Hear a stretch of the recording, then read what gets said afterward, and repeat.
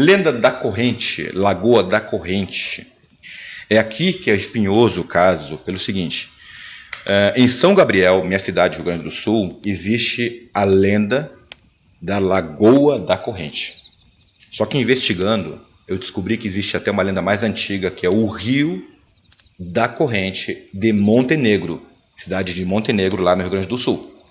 Então, justiça é feita, viu? Quase que certeza que essa lenda que me contaram quando era criança, ela foi adaptada da lenda de Montenegro. Ela pertence a Montenegro, viu? O Rio da Corrente, tá? Certo? Só estou contando como me contaram. Justiça é feita, lá de Montenegro, e contaram em São Gabriel, dizendo que foi lá. É aqui que vem essa lenda cavernosa que eu penso. Se eu contei antes, desculpa, tá? Acho que eu já contei em Discord. Década de 70, comecinho da década de 70, vou contar como me contaram, tá? O 6º BE, o 6º Batalhão de Engenharia e Combate da minha cidade, um dos 3 exércitos da minha cidade, que é o 9º RCB, 9º Regimento de Cavalaria Blindada, RCB, Novo Regimento de Cavalaria, 9º Regimento de Cavalaria Blindada, 13ª Companhia de Telecomunicações, a companhia, fica ali na subida do forte, e o 6º BAC, o 6º Batalhão de Engenharia e Combate, que eu já contei uma lenda de lobisomem envolvendo o 6º BAC. Conta que fizeram uma manobra em um dos muitos campos lá perto da minha cidade. Ibaré, Reiúna, tal. E eles encontraram uma lagoa. Estão lá fazendo manobras e tal, com os soldados.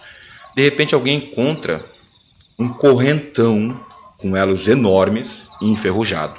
Uma longa corrente, metade para dentro da lagoa, metade para fora. Coberta de terra, ferrugem. Os soldados, numa pausa deles lá, eles tentaram mexer na corrente, ela não mexia. Diz a lenda, né? Acho muito difícil ter acontecido isso. Tentaram colocar um jipe para puxar essa corrente para ver o que tinha dentro da água. Nada, nem mexia. Colocaram um caminhão, Mercedes, aqueles potência e tal, não mexia na corrente. Os caras começaram, dizem a lenda, que os caras do comando começaram a ficar irritados, né? E engancharam um M113, um tanque anfíbio de esteiras, nessa corrente. E começaram a atacar força e não mexia o que havia dentro da água. A corrente arrebentou. Aqui a lenda fica estranha, porque a gente sabe que não é assim que um exército funciona, mas tudo bem. Mandaram então homens rãs, mergulhadores, para ver o que tinha dentro dessa lagoa, no outro lado da corrente. O rapaz mergulhou, eu acho que sem equipamento, viu, só com a roupa, mergulhou, voltou e falou, aqui tem uma bifurcação na lenda, viu? Uma versão diz que esse mergulhador voltou e disse na superfície para todos: tem uma caixa enorme presa nessa corrente. Na volta dessa caixa enorme, tem 4 sombras com espadas nas mãos, um facão na mão. Ele mergulhou de novo e só subiu o sangue dele. Uma outra versão diz que ele subiu, tem uma caixa enorme presa na corrente e em cima tem uma serpente, uma cobra gigantesca. Eu vou ver de novo, ele mergulhou, só o sangue dele subiu. Essa é a história da lenda da Lagoa da Corrente, onde essa corrente arrebentou nesse incidente. Mas ela voltaria novamente e só apareceria para algumas pessoas, não para todas as pessoas. Como eu contei, que eu pensei de forma muito parecida, é contada lá do Rio Montenegro, do rio lá em Montenegro. O Rio da Corrente, lá em Montenegro. Colocaram tanque de guerra, caminhão e não saiu o treco de dentro da água. Mandaram o mergulhador, morreu. Aqui que vem, Copenchas, o popa.com.br. Fantástico site e fórum. Sabe que quando eu fiz o artigo sobre o Iabari,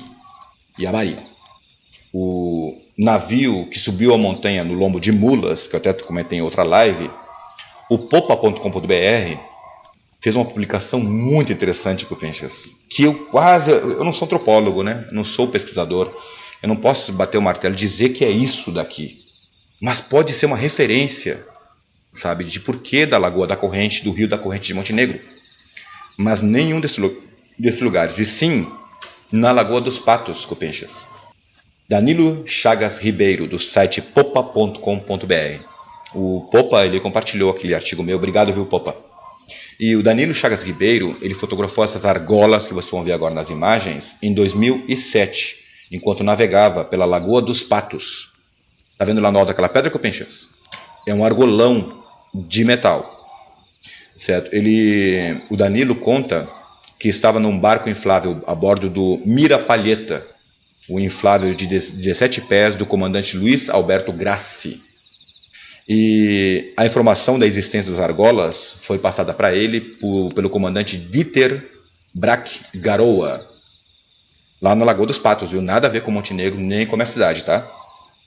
O Danilo, no artigo que ele escreveu, Danilo Chagas Ribeiro, ele supõe que essas argolas de metal não seriam de ferro, mas talvez de bronze, por causa da pouquíssima oxidação. Ficaria ali, pessoal, entre o farol de Itapuã e Ponta da Espia, esses argolões aí de metal, um de cada lado. Aqui.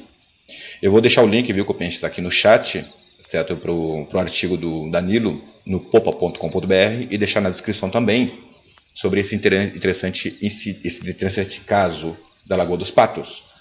E o Danilo, ele saiu perguntando para todo mundo e ninguém sabe a origem dessas argolas das imagens do Copinchas. Ninguém sabe. Ele conversou até com historiadores e só levantou possíveis hipóteses, né? Possibilidades. Seria para amarrar dragas e batelões por ocasião da dragagem da Barra do Guaíba, para amarrar alguma coisa. Para amarrar barcos que transportavam madeira no morro de Itapuã, nada mais que amarras comuns. Para amarrar barcos que não podiam entrar na Barra do Guaíba por causa do vento forte do norte. E assim, talvez daqui, Copinchas, talvez daqui é que tenha surgido a lenda da Lagoa da Corrente.